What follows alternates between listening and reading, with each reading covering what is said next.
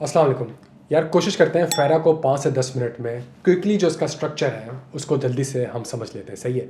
फ़ेरा chapter 19, इसका जो part A है वो किससे डील करता है। जनरल रूल क्या है। जनरल रूल ये है कि जी आउटसाइडर, सही है, आउटसाइडर जो किसको कहता है, बहुत बार लेक्चर में अफसर में कवर किया हुआ है, लेकिन वो शख्स जो कि पाकिस्तानी नेशनल तो है लेकिन पाकिस्तान में रहता नहीं है, 183 से ज़्यादा लड़ से पाकिस्तान में नहीं रहता, या फिर कोई फॉरेन नेशनल, ठीक है, या कोई फॉरेन कंट्रोल कंपनीज, क्या वो पाकिस्तान में पीकेआर में बोरिंग कर सकती है। पार्ट ए जो है वो फॉरेन करेंसी से डील नहीं करता है, पार्ट ए जो है वो पीकेआर बोरिंग से डील करता है। तो वो शख्स जो कि पाकिस्तान में रहता ही नहीं है लेकिन पाकिस्तानी है, उसके पास पासपोर्ट पाकिस्तानी है, क्या वो पाकिस्तान में बैंक से पीकेआर में बोरिंग कर सकता है। वो शख्स जो कि फॉर एग्जाम्पल पाकिस्तान में रह रहा है, अभी 1 महीना हो गया, 2 महीने हो गए, लेकिन वो फॉरेन नेशनल है, क्या वो पाकिस्तान में पीकेआर से बोरिंग कर सकता है। या फिर वो कंपनी जो कि फॉरेन कंट्रोल कंपनीज है, यहाँ पे मल्टीनेशनल्स वगैरह है, क्या वो पाकिस्तान में पीकेआर में, पाकिस्तान के बैंक से पीकेआर में बोरिंग कर सकती है कि नहीं कर सकती। ये हमारे पास पार्ट ए है। इसके 4 से 5 सिनेरियो है। पहला सिनेरियो फॉरेन कंट्रोल कंपनी, क्या फॉरेन कंट्रोल कंपनी जो कि पाकिस्तान में इनकॉर्पोरेटेड है, क्या वो पाकिस्तान के बैंक से पीकेआर में बोरिंग कर सकती है। द आंसर इज यस, बिल्कुल कर सकती है। एक्सेप्शन ये है कि वो पाकिस्तान के पैसे को यूज़ करके, पाकिस्तान के बैंक से बोरो करके पाकिस्तान की किसी कंपनी को, किसी शेयर्स को एक्वायर नहीं कर सकती। सही है। दूसरी चीज़, जो नॉन रेजिडेंट पाकिस्तानी है, जो नॉन रेजिडेंट पाकिस्तानी है, जो कि पाकिस्तानी नेशनल है, उनके पास पासपोर्ट पाकिस्तानी है, पाकिस्तान में बड़े पैदा हुए हैं, क्या वो पीकेआर में बोरिंग कर सकते हैं। The answer is yes. क्या वो इमूवेबल प्रॉपर्टी खरीद सकते हैं, क्या वो उस पैसे बोरो करके इमूवेबल प्रॉपर्टी खरीद सकते हैं। The answer is yes. सिर्फ 2 कंडीशन है जो कि कंप्लाई करनी पड़ेगी। पहली, जब पीकेआर बोरिंग को रीपेमेंट करने का वक्त आएगा तो फॉरेन रेमिटेंस करनी होगी, बाहर से जो आपने डॉलर यूरो कमा रहे हैं वो आपने उसको बैंक में देना होगा। और सेकंड चीज़, कल को जब ये प्रॉपर्टी बेचेंगे तो वो वापस से आप उसके पैसे को पाकिस्तान से बाहर लेके नहीं जा सकते। नॉन रेजिडेंट पाकिस्तानी में इसी सिनेरियो में एक और सिनेरियो हमारे पास है, रेजिडेंट फॉरेन नेशनल। सही है। जो रेजिडेंट फॉरेन नेशनल जो पाकिस्तान में रह रहे हैं लेकिन वो फॉरेन नेशनल है, यूएस पासपोर्ट होल्डर है, यूके पासपोर्ट होल्डर है, क्या वो पीकेआर में बोरिंग कर सकते हैं। The answer is yes. लेकिन वो क्या वो बोरिंग इमूवेबल प्रॉपर्टी के लिए कर सकते हैं। द आंसर इज नो, कोई रिक्वायरमेंट नहीं है। वो बोरो जो है वो पीकेआर में बोरो करके पाकिस्तान की प्रॉपर्टी को एक्वायर नहीं कर सकता। चौथी चीज़, नॉन रेजिडेंट। सही है। जनरली सब कुछ इसके अंदर कवर कर दिया गया है और उसमें कहा गया जी नॉन रेजिडेंट को अगर ऊपर वाले सिनेरियोज के अलावा अगर आप कोई लोन वगैरह प्रोवाइड करते हैं तो स्टेट बैंक ऑफ पाकिस्तान की परमिशन लेनी पड़ेगी।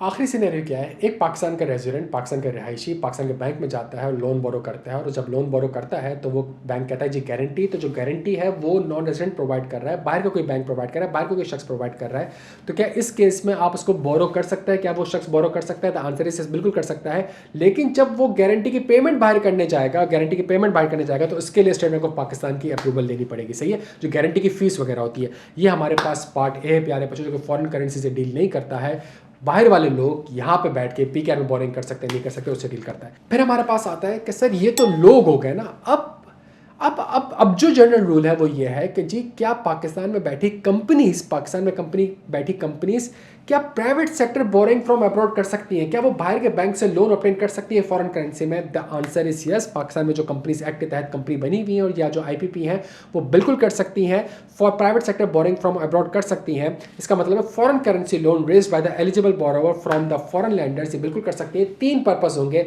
क्या आपको लोन प्रोजेक्ट फाइनेंसिंग के लिए चाहिए जो कि नॉर्मली लॉन्ग टर्म लोन होता है, प्लांट एंड मशीनरी वगैरह के लिए चाहिए, या आपको working capital of the foreign currency component के लिए चाहिए, या आपको ब्रिज फाइनेंसिंग के लिए चाहिए। सही, बहुत बार कॉन्सेप्ट को सारा पढ़ चुके हैं।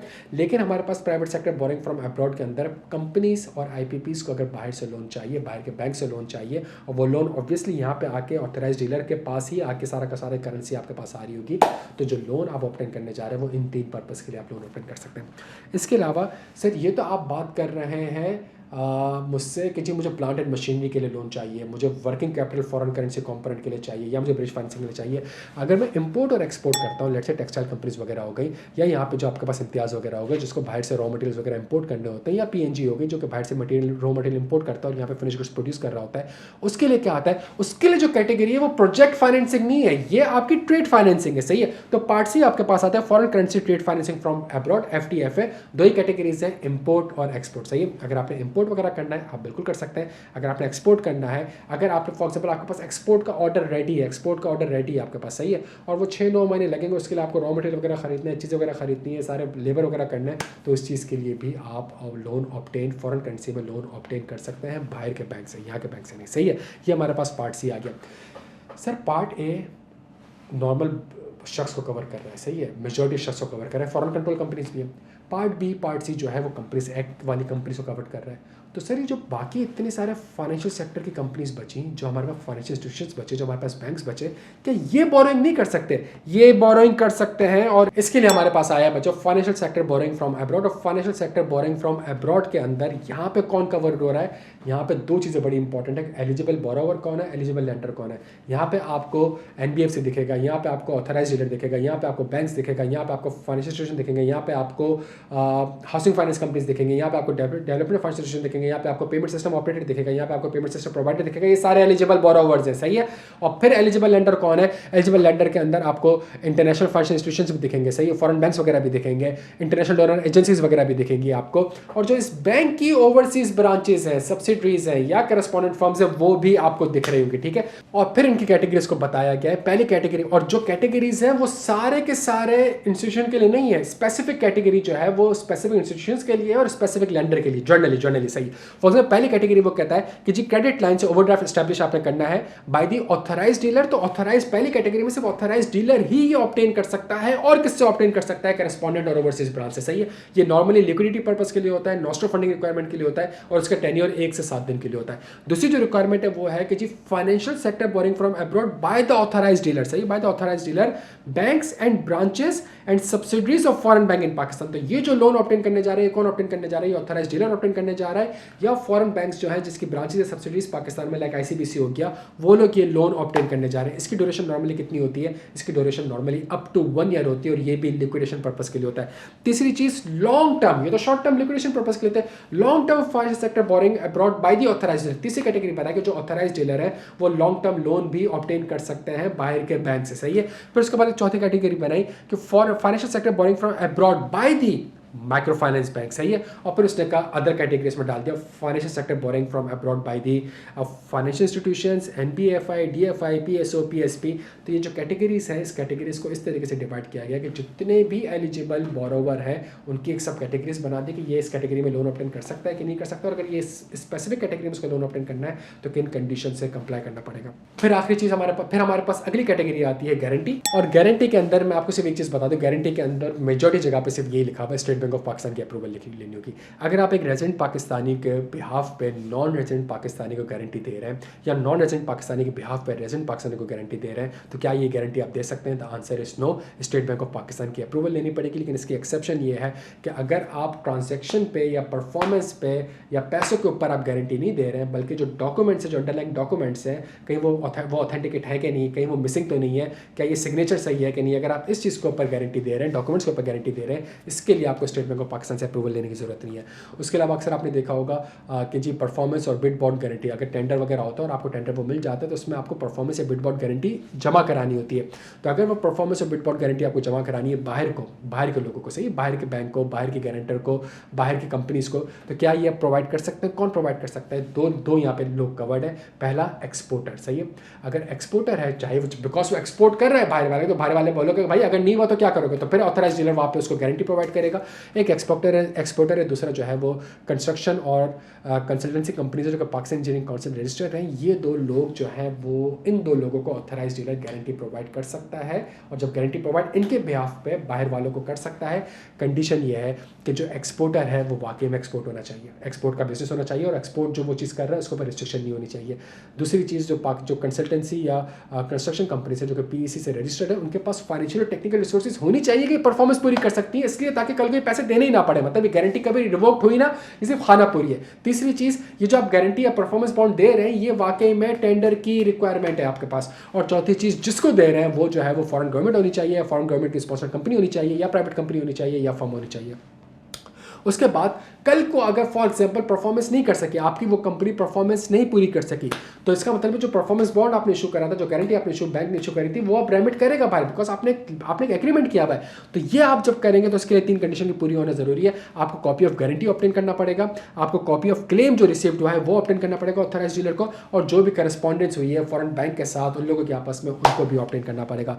फिर इसके बाद आता है कि जी क्या मैं अपनी ओवरसीज ब्रांचेस और करस्पॉन्डेंट बैंक को गारंटी प्रोवाइड कर सकता है। तो नेशनल बैंक ऑफ पाकिस्तान यहाँ पर है, और क्या नेशनल बैंक ऑफ पाकिस्तान अपनी ओवरसीज़ ब्रांच के बिहाफ पे किसी और को गारंटी प्रोवाइड कर सकता है, या उसके लिए गारंटी प्रोवाइड कर सकता है किसी फॉरेन लेंडर्स वगैरह को या फॉरेन बैंक्स को? The answer is no, state bank of Pakistan की अप्रूवल चाहिए होगी। इसी तरीके से अगर आपने guarantee in favour of government को देनी है, मिनिस्ट्रीज को देनी है जो कि बॉडी कॉर्पोरेट्स वगैरह हो गई, पब्लिक सेक्टर एंटरप्राइज को देनी है, तो आप बिल्कुल दे सकते हैं। एक प्रूडेंशियल रेगुलेशन उसकी कंप्लाइंस करनी पड़ेगी, आपके सिलेबस का पार्ट नहीं है। आखिरी चीज़, ऊपर जितनी भी गारंटीज़ हैं, कल को वो अगर रिन्यू हो रही होती हैं तो क्या उसके लिए क्या करना पड़ेगा? तो उसके लिए वही करना पड़ेगा जब पहली बार ये गारंटी पहली बार जब ये गारंटी आपने ली थी, तो क्या स्टेट बैंक ऑफ पाकिस्तान की अप्रूवल ली थी? अगर ली थी तो स्टेट बैंक ऑफ पाकिस्तान की अप्रूवल वापस आपको लेनी पड़ेगी जब आप उसको रिन्यू करेंगे। ये हमारे पास पार्ट ई था गारंटी से रिलेटेड। पार्ट एफ है प्यारे बच्चों लो, आपने इस पूरे ऊपर जितने भी सिनेरियोज देखे उन सब के ऊपर लिखा हुआ आ रहा होता है लोन को रजिस्टर करवाना होता है। लोन को रजिस्टर किसके पास करवाना पड़ेगा? ऑथराइज डीलर के पास करवाना पड़ेगा। जब ऑथराइज डीलर को करवाना पड़ेगा तो ऑथराइज डीलर की जिम्मेदारी क्या है? पहली ऑथराइज डीलर की जिम्मेदारी ये है कि जिस सेंट्रलाइज लोन डेटाबेस होना चाहिए। दूसरी जिम्मेदारी ये है कि वो केवाईसी ईमेल की कंप्लाइंस करेगा। तीसरी जिम्मेदारी ये है कि जी वो बेनिफिशियल ऑनर और डायरेक्टर ऑफ बोरोवर लेंडर के डॉक्यूमेंट्स देखेगा, उसकी असेसमेंट करेगा। चौथी चीज़ है वो रजिस्टर लोन को रजिस्टर करेगा। पांचवी चीज़ है कि कल को वो जब पैसा आएगा या जाएगा तो उसको इफेक्ट करेगा, उसको रिकॉर्ड करेगा। और आखिरी चीज़ ये है कि जी जो लोन एग्रीमेंट है क्या वो कंप्लाई कर रहा है कि नहीं कर रहा है, ये ऑथराइज डीलर की जिम्मेदारी है। और इस जिम्मेदारी को पूरा करने के लिए ऊपर जितनी भी कैटेगरीज आपने पढ़ी, चाहे वो आपके पास PSBA है, चाहे वो आपके पास FSB है, चाहे वो आपके पास FTF है, जितनी भी है और उसकी जितनी भी कैटेगरीज हैं, part E part F minimum requirement for loan में आपको ऑथराइज डीलर के ऊपर जिम्मेदारी आयद करता है कि जी आपने ये इन्फॉर्मेशन ऑब्टेन करनी है। फॉर एग्जांपल अगर ऊपर रिस्पॉन्सिबिलिटी में लिखा हुआ है कि आपने for example director, beneficial owner और डायरेक्टर का रिकॉर्ड लेना है, तो फिर ऊपर इन्फॉर्मेशन ऑफ डॉक्यूमेंट्स में ये लिखा हुआ होगा कि जी आपने डायरेक्टर के सारे डॉक्यूमेंट्स वगैरह लेने हैं। अगर ऊपर लिखा हुआ है लोन में, अगर हमने पढ़ा था कि प्रोजेक्ट फाइनेंसिंग जो है वो कंपनीज एक्ट में, जो कंपनीज एक्ट के हिसाब से जो कंपनीज बनी हुई है उसको भी जा सकता है, तो नीचे इन्फॉर्मेशन में लिखा हुआ होगा कि जी आपने जो है वो कंपनी का सर्टिफिकेट ऑफ इनकॉर्पोरेशन जो है वो ऑब्टेन करना है। तो जितनी भी कैटेगरीज पढ़ी उस कैटेगरी से रिलेटेड क्या क्या इन्फॉर्मेशन दरकार है वो पार्ट एफ में है। और क्या वो आप लोन प्रोवाइड कर सकते हो नहीं कर सकते, क्या फेरा में अलाउ है नहीं है, वो ऊपर वाले रिस्पेक्टिव चैप्टर्स में अलाउ है। जब आपके पास सारी इन्फॉर्मेशन आ जाएगी तो फिर आखिरी ग्रेड आपके पास आती है पार्ट जी रिपोर्टिंग मैकेनिज्म, जिसमें आप ये सारी इन्फॉर्मेशन जो है वो स्टेट बैंक ऑफ पाकिस्तान को एक पोर्टल के थ्रू कम्युनिकेट कर रहे हो। तो ये हमारे पास एक फेरा का चैप्टर 19 का ओवरऑल स्ट्रक्चर है। इंशाल्लाह मुलाकात होती है फेरा के चैप्टर 20 में। उम्मीद है यार आपको थोड़ा सा क्या कहते हैं, मतलब इतना डिटेल में पढ़ने के बाद और स्मार्ट क्लासेस लेने के बाद फाइनली जो मैं समराइज़ कर रहा हूँ 5 मिनट 8 मिनट जो भी टाइम हुआ है उसमें आपको फ़ायदा होगा। मैं कोशिश करूँगा मैं हर चैप्टर, हर रेगुलेशन, हर लॉज और हर जो आपके CFAP टू कॉर्पोरेट लॉ का सिलेबस है उसमें करूँ। फीडबैक अपना लाजमी दीजिएगा ताकि मैं सारी चीज़ें कर सकूँ। Thank you so much.